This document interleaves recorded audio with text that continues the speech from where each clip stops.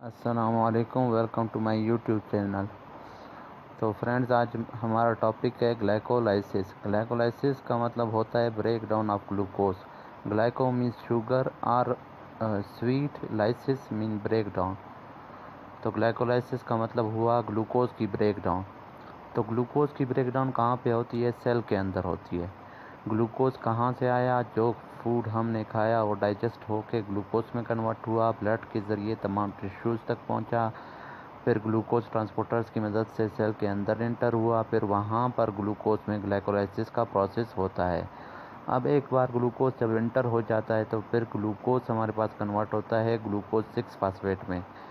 क्योंकि ग्लूकोज हमारे पास जब एंटर हो गया फिर वापस निकल भी सकता है, तो इसको वापस निकलने से प्रिवेंट करने के लिए वहाँ पर एक एंजाइम होता है हेक्सोज काइनेज। वो जल्दी से ग्लूकोज को कन्वर्ट कर देगा ग्लूकोज 6 फास्फेट में, मतलब ग्लूकोज की फास्फोराइलेशन करा देगा। अब जब ग्लूकोज की फास्फोराइलेशन हो जाती है तो वो एक पोलर मॉलिक्यूल बन जाता है और दूसरा इसका साइज़ भी बड़ा हो जाता है। इस वजह से पोलर होने की वजह से वो सेल मेम्ब्रेन को क्रॉस नहीं कर सकेगा और लार्ज साइज़ होने की वजह से वो हमारे पास क्या है, ट्रांसपोर्टर को भी क्रॉस नहीं कर सकेगा, ग्लूकोज ट्रांसपोर्टर को, तो वो सेल में रिटेन हो जाएगा। नेक्स्ट स्टेप जो होता है उसकी आइसोमराइजेशन होती है ग्लूकोज की, वो कन्वर्ट हो जाता है फ्रुक्टोज 6 फास्फेट में। तो इस वजह से यहाँ पर जो एंजाइम है वो है phospho hexose isomerase. Phospho hexose क्यों कह रहे हैं? क्योंकि ग्लूकोज जो है एक हेक्सोज है और उसके साथ फास्फेट भी है, इस वजह से इसको हम लोग फास्फो हेक्सोज कह सकते हैं। और आइसोमरेज क्योंकि ये एंजाइम आइसोमराइजेशन कर रहा है ग्लूकोज की, उसे कन्वर्ट कर रहा है फ्रुक्टोज में। अब जो थर्ड स्टेप है उसमें फ्रुक्टोज की फिर से फास्फोराइलेशन होती है। यहाँ पर फिर फास्फोफ्रुक्टोकाइनेज एंजाइम है, वो फ्रुक्टोज के साथ ऐड करा देगा एक फास्फेट। किस कार्बन पे? फर्स्ट कार्बन पे फ्रुक्टोज 1,6 फास्फेट बन जाएगा। अच्छा, अब फर्स्ट स्टेप में और इस थर्ड स्टेप में यहाँ पर जो ये काइनेज एंजाइम्स हैं ये असल में क्या करते हैं? एटीपी को तोड़ते हैं। उस एटीपी से फास्फेट को रिमूव करा के हमारे पास सबस्ट्रेट के साथ ऐड करा देते हैं। तो काइनेज एंजाइम हमेशा क्या करते हैं? एटीपी को तोड़ के उससे फास्फेट को रिमूव करा के किसी सबस्ट्रेट में ऐड करा देते हैं। अब ये जो 3 स्टेप थे इनको हम लोग कहते हैं एनर्जी यूटिलाइजिंग फेस या energy consuming face of glycolysis. तो इनमें एनर्जी कंज्यूम हो रहा है या एनर्जी इन्वेस्टमेंट फेस, इन्वेस्ट हो रहा है इनमें एनर्जी, मतलब एटीपी यूटिलाइज हो रहा है इनमें। अब जो फोर्थ स्टेप है उसमें फ्रुक्टोज 1,6 फास्फेट की स्प्लिटिंग होती है, उसकी ब्रेक डाउन होती है। तो फ्रुक्टोज में 6 कार्बन मौजूद हैं। यहाँ पर फ्रुक्टोज जब टूटेगा तो 3-3 कार्बन वाले 2 कंपाउंड्स में कन्वर्ट होगा और एंजाइम कौन सा है? अल्डोलेज। तो इस स्टेप को हम लोग नाम देते हैं स्प्लिटिंग फेस।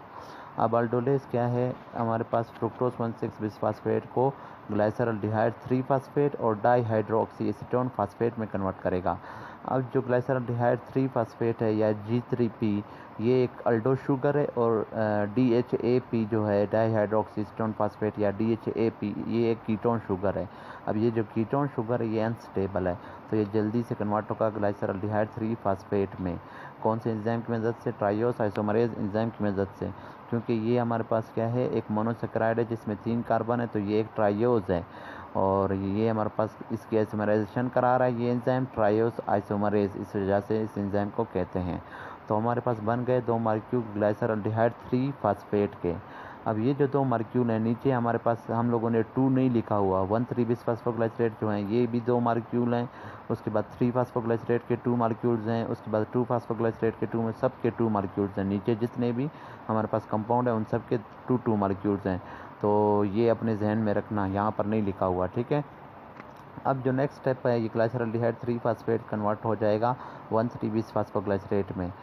तो 2 मॉलिक्यूल G3P के कन्वर्ट हुए 1,3 बिसफास्फोग्लाइसरेट में। एंजाइम यहाँ पर डीहाइड्रोजिनेज है। डीहाइड्रोजिनेज एंजाइम याद रखें क्या करते हैं? किसी सबस्ट्रेट की डीहाइड्रोजिनेशन, उससे हाइड्रोजन को रिमूव कराते हैं और उस हाइड्रोजन को ऐड करा देते हैं NAD में, nicotinamide adenine dinucleotide में।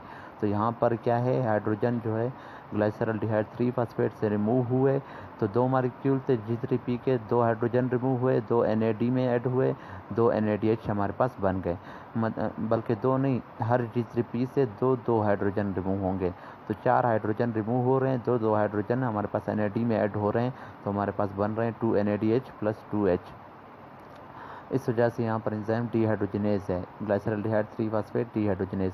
लेकिन यहाँ पर एक और काम भी होता है, यहाँ पर फास्फेट भी ऐड हो रहा है ग्लाइसरल्डिहाइड 3 फास्फेट के साथ, इस वजह से वो कन्वर्ट हो रहा है 1,3-बिस-फास्फोग्लाइसरेट में। तो इस स्टेप में 2 काम हो रहे हैं, डीहाइड्रोजिनेशन और फास्फोराइलेशन। लेकिन यहाँ पर फास्फोराइलेशन जो हो रही है सबस्ट्रेट की, वो ATP के टूटने की वजह से नहीं हो रही। इस वजह से ये जो स्टेप है इसको हम लोग सबस्ट्रेट लेवल फास्फोराइलेशन भी कहते हैं। अब जो नेक्स्ट स्टेप है उसमें फिर डी फास्फोराइलेशन होती है 1,3-बिस-फास्फोग्लाइसरेट की, वो कन्वर्ट हो जाएगा 3-फास्फोग्लाइसरेट में। फर्स्ट कार्बन से फास्फेट रिमूव हुआ था, वो जाके ऐड हुआ ADP एडिनोसिन डाइफास्फेट में, और एडिनोसिन डाइफास्फेट कन्वर्ट हो गया किस में, हमारे पास ATP में। ठीक है, उसके बाद हमारे पास आ जाता है 3-फास्फोग्लाइसरेट कन्वर्ट हो जाएगा 2-फास्फोग्लाइसरेट में। अच्छा, यहाँ पर याद रखें, ये जो हमारे पास था 1,3-फास्फोग्लाइसरेट जो कन्वर्ट हुआ 3-फास्फोग्लाइसरेट में, यहाँ पर एंजाइम है फास्फोग्लाइसरेट काइनेज। लेकिन ये एक मिसनोमर है, इसको काइनेज नहीं कहना चाहिए। काइनेज एंजाइम हमेशा ATP तोड़ते हैं, ATP बनाते नहीं, ATP को तोड़ते हैं, उससे फास्फेट को रिमूव करके किसी सबस्ट्रेट या मॉलिक्यूल में ऐड करा देते हैं। लेकिन यहाँ पर अपोजिट हो रहा है, उसके बावजूद एंजाइम का नाम काइनेज रखा हुआ है। ये असल में मिसनोमर है, इस एंजाइम का नाम काइनेज नहीं बल्कि फास्फाटेज होना चाहिए। फास्फाटेज वो एंजाइम होते हैं जो कि हमारे पास किसी सबस्ट्रेट से फास्फेट को रिमूव करके एडिनोसिन डाइफास्फेट में ऐड करा देते हैं और ATP की प्रोडक्शन करवाते हैं, मतलब काइनेज के अपोजिट काम करते हैं। तो ये भी असल में एक फास्फाटेज एंजाइम है, लेकिन मिसनोमर है, तो आप लोग इसको इसी तरह से याद रखें। लेकिन ये याद रखें कि ये एक मिसनोमर है। यूजुअली जब भी कहीं काइनेज एंजाइम का नाम आएगा तो आपको जहन में ये याद रखना चाहिए कि ATP वहाँ पे टूट रहा है और वहाँ से फास्फेट रिमूव होके ऐड हो रहा है किसी सबस्ट्रेट में। लेकिन क्या है, कुछ हमारे पास एक्सेप्शन है जो कि मिसनोमर है असल में, जैसे कि एक हमारे पास ये है और एक लास्ट स्टेप में पायरुवेट काइनेज, वो भी मिसनोमर है। अच्छा, 3-फास्फोग्लाइसरेट फिर 2-फास्फोग्लाइसरेट में जब कन्वर्ट होगा, यहाँ पर location of phosphate group change हुआ है, तो इसको हम लोग कहते हैं फास्फोग्लाइसरेट म्यूटेज एंजाइम।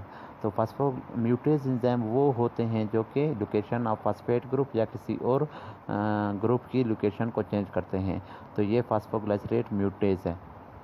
फिर उसके बाद इनोलेज एंजाइम कन्वर्ट करेगा 2-फास्फोग्लाइसरेट को किस चीज़ में, फास्फोइनाइल पायरुवेट में, और यहाँ पर वाटर की भी हमारे पास वाटर रिलीज हो रहा है, उसकी हमारे पास डिहाइड्रेशन हो रही है 2-फास्फोग्लाइसरेट की, और वो कन्वर्ट हुआ फास्फोइनाइल पायरुवेट में।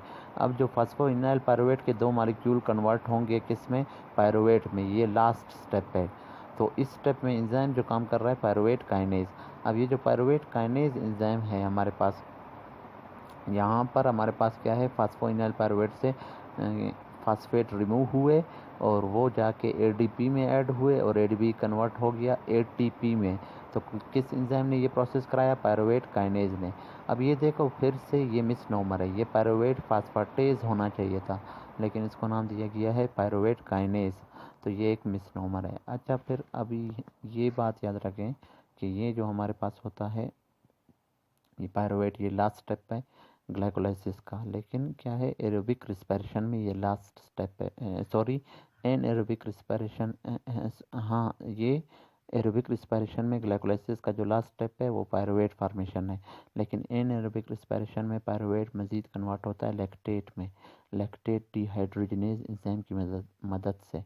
और जो दो NADH ऊपर बने थे, 1,3-बिस-फास्फोग्लाइसरेट जब बन रहा था 2 NADH बने थे, वो 2 NADH वापस इस्तेमाल होंगे, वो 2 NADH से हाइड्रोजन रिमूव होंगे, पायरुवेट के साथ बाइंड होंगे और पायरुवेट कन्वर्ट हो जाएगा लैक्टेट में।